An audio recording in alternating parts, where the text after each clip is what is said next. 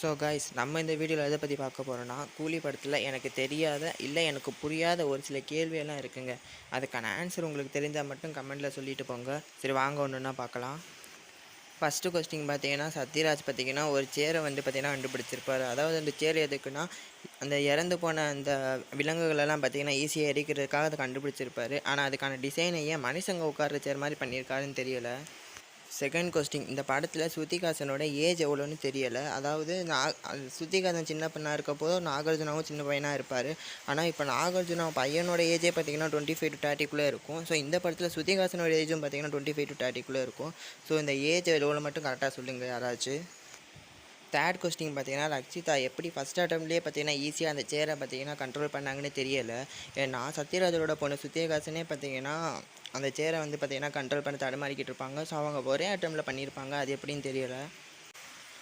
Fourth question பார்த்தீங்கன்னா, சௌபின் பார்த்தீங்கன்னா ஸ்ருதிஹாசனை பார்த்தீங்கன்னா கொல்றதுக்காக துரத்திக்கிட்டு இருப்பார். ஸோ அப்போ துரத்திக்கிட்டு இருக்கப்போ பார்த்தீங்கன்னா ஸ்ருதிஹாசன் பார்த்தீங்கன்னா ரோட்டு கடையில் உட்காந்து சாப்பிட்டுக்கிட்டு இருப்பாங்க. ஸோ இதுக்காகனே தெரியலை. ஸோ ஃபிஃப்த்து கொஸ்டின் என்னென்னு பார்த்தீங்கன்னா, படத்தோட வில்லன் நாகார்ஜுனா பார்த்தீங்கன்னா ஏகப்பட்ட பேரை கொல்லுவார். ஆக்சுவலி ஒரு பெரிய ஆளுன்னு காட்டுவாங்க. ஆனால் அப்போ கொண்டவரால் அவர் பார்த்தீங்கன்னா டெட் பாடியை மறைக்க முடியாது. ஸோ அது எதுக்காகன்னு தெரியல. ஸோ சிக்ஸ்த்து கொஸ்டின் பார்த்தீங்கன்னா, இந்த படத்தில் அமீர் கான் எதுக்கு ஒரு பீடி விளம்பரத்துக்கு வந்து நடித்தார்னு இன்னும் வரைக்கும் எனக்கு தெரியலை. ஸோ இதை தாண்டி இன்னும் நிறைய கொஸ்டின்ஸ் இருக்குது. ஸோ இன்னும் உங்களுக்கு தெரிஞ்ச கொஸ்டின்ஸ் என்னென்னு கமெண்ட்டில் ஆன்சரோடு சொல்லிட்டு போங்க.